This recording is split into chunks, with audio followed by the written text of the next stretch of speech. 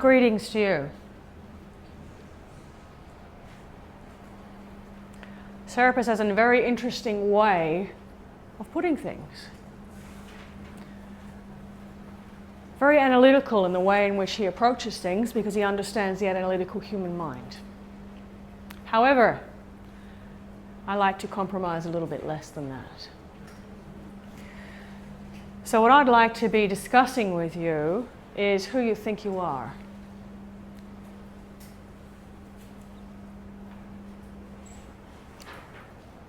Anyone brave enough to offer a synopsis of who they think they are? Would anyone like to rephrase us even? Spiritually enlightened life form. We like your words. Serapis would love that. Very formatted. However, when we use the word who, it becomes problematic. Because who entails, in our opinion, adopted identity. We would much prefer to ask, what are you? Or we might like to ask, where are you?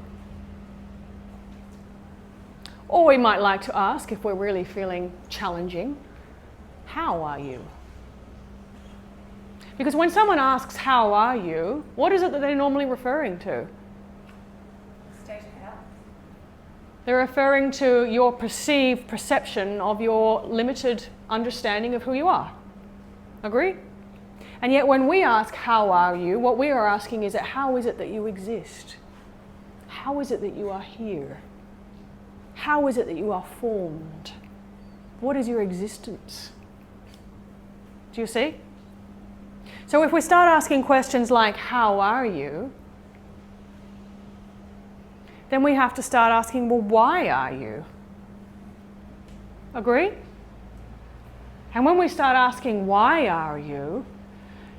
We can see the mind lighting up. Bing, bing, bing, bing, bing, bing, bing. Well, I'm here to give service. Or I'm here to raise the consciousness of the planet. Or I'm here because I've got a few things to work out from my mother. Or I'm here to save the planet. Do you see? And yet none of these things have anything to do with why you are here. In fact, are you even here? Are we here? Are we in this room? Or is it merely a point of reference which our collective points of perspective can actually conjoin and find some sort of format for existence? Do you see? So the reason we begin the conversation with these questions is because we would like you to be asking yourself these questions this year, because it's really going to start to put everything into perspective for you. Because as Serapis has suggested, this is no longer going to be about what's happening in here and who you are in here. Because who you are in here is a collective of experiences and memories that are convincing you that you are who you are. And so when we talk about transformation, we don't talk about transformation in terms of, I thought this was who I am, but now this is who I am. That's called reinvention. That's called reinventing the wheel. Do you see? It's pretty much the same. What we're talking about is redefining who you are in terms of who you are in relation to the rest of the universe. Because when you can really start to ask yourself those questions and allow your personal understanding and collected experiences, when you can allow those to start to fade away, you start to realize that you're far, far greater than you expected. And you also start to discover that you're far, far more influential than you expected. And you also start to discover that you are far, far more intelligent than you expected. Because the intelligence that you have is the universal intelligence.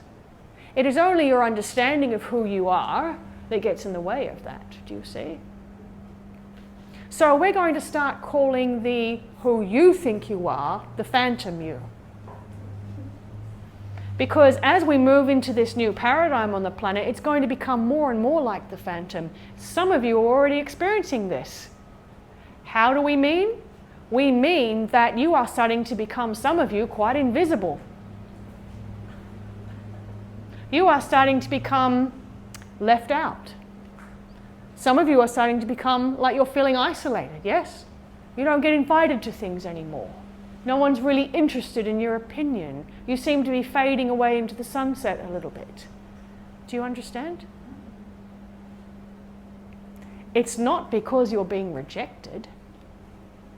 It's because you're losing your interface of your individualized persona with the rest of the collective field.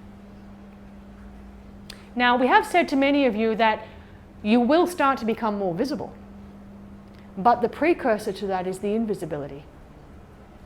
Because when you start to become invisible again, you don't become visible in terms of you or you or you. You become visible in terms of a presence. You become visible in terms of having an impact on people when you walk into the room. You become visible in terms of people can't avoid you. Do you understand? But you are still the phantom to them. They have absolutely no idea who you are. And you want to be that phantom. Becoming invisible is very uncomfortable to some of you. And yet it's happened to most people in this room. Agree? Where you seem like you're on the periphery of life. And that is because you are starting to understand that your individual sense of self is not going to allow you to interface the way that you want it to. So what happens is you start to sink back into the periphery of life. You start to sit at the periphery of consciousness. You start to become a witness to it. And then when the energy is formatted correctly for you, so that you can re-enter and have your impact upon the world, you come in and you're very, very visible. However, you're still the phantom. And let us tell you why. Because you don't really want anybody to identify you in a limited sense of self. You don't want those limitations put on you. You want to be everything that is possible. You want to be able to change the way you feel, think, or know about something on a daily basis. You don't want to become attached to anything. That's what being the phantom is all about. Undefinable. Unable to be put in a box. Do you understand? Be the enigma. That's what it's about now. That's what it's about for all of you in this room. That's why you're here. That's why we have called you to come and listen. Because the phantom is going to serve you very well. It's going to allow you to move in and out of experience. It's going to allow you to have the depth and intensity of experience that is now available on the planet. And you won't be limited by your history, your set of experiences, your persona, what people expect of you, all of these things. It allows you, in essence, to be vibrating at a different vibrational frequency to the rest of the planet so that you can move in and out of experience. Does it make sense to you?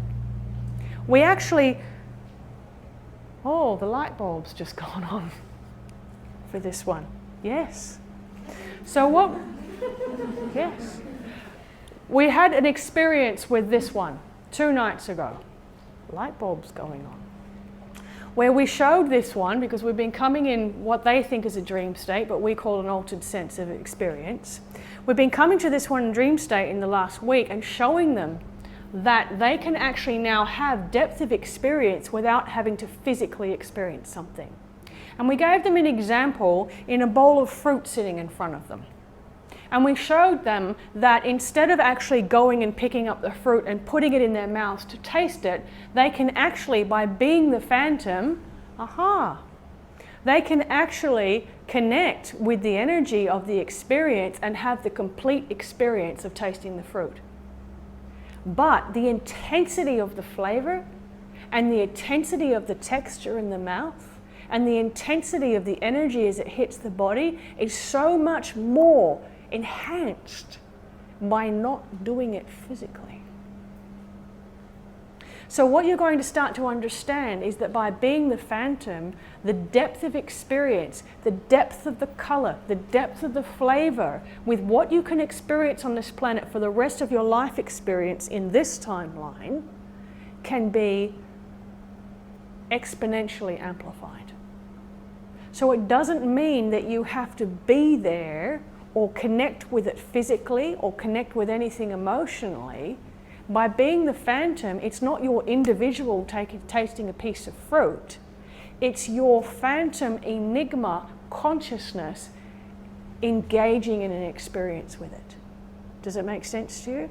We're going to invite each and every one of you on this evening, because if you do it tomorrow, you'll forget. We know how humans work. On this evening, when you go home and have your meal, we ask you to sit with it in front of you, disappear from your individualized self, and dive into the experience of uniting with it. And we would like you to experience what it is like to have a conscious experience on this planet. We find it very amusing when humans talk about being conscious and conscious experience, because in our observation, you're largely unconscious when you're formatting and experiencing information through your physical, mental, or emotional bodies. Do you understand?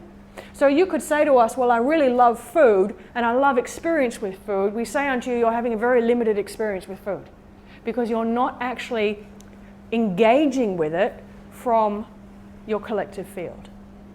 Does it make sense to you?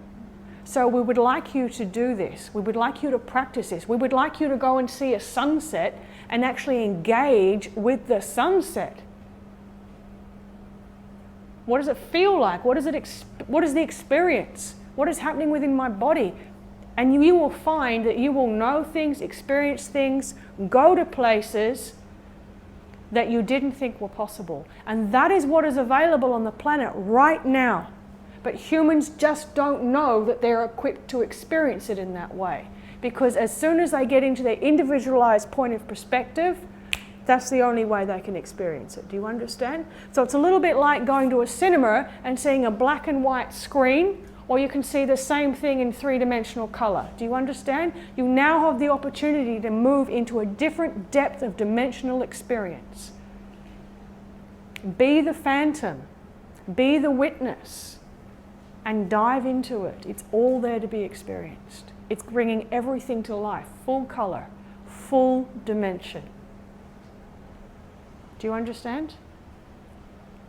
So a lot of the changes that have been happening in the human body and a lot of the changes that have been happening in the brain are enabling your body to reference these experiences so that you can be aware that they're happening. Because, as you know, unless you're aware that they're happening, it's a glimpse, that's all. Do you understand? So when we talk about humans being conscious, please be conscious. Have a conscious experience which goes far beyond what your individualized perspective can experience. Making sense? Very well. Any questions? Are you all going to go home and taste your food? Yes? Consciously, correct. Then you can eat it. Very well. So this is going to really change the way you travel. Agree? It's really going to change the way you have your vacation time. Because what you're going to be able to find if you actually play with this is you can take 5 minutes in your afternoon and actually go and have a real conscious experience of diving with the fishes in the reef. Or climbing a mountain, do you understand? Or being in a busy town piazza in another country. It's all available. The only thing that stops you is your perspective of individual self. Now the young ones on the planet that are coming through now, they can already do this.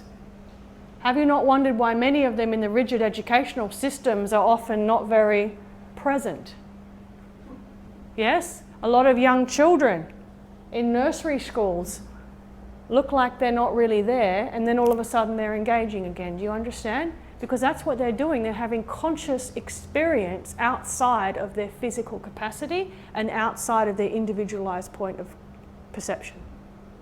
So the new children coming in are already wired for this. You are becoming wired for it. All of you in this room are wired for it. So you might as well start playing with it. Agree? Yes.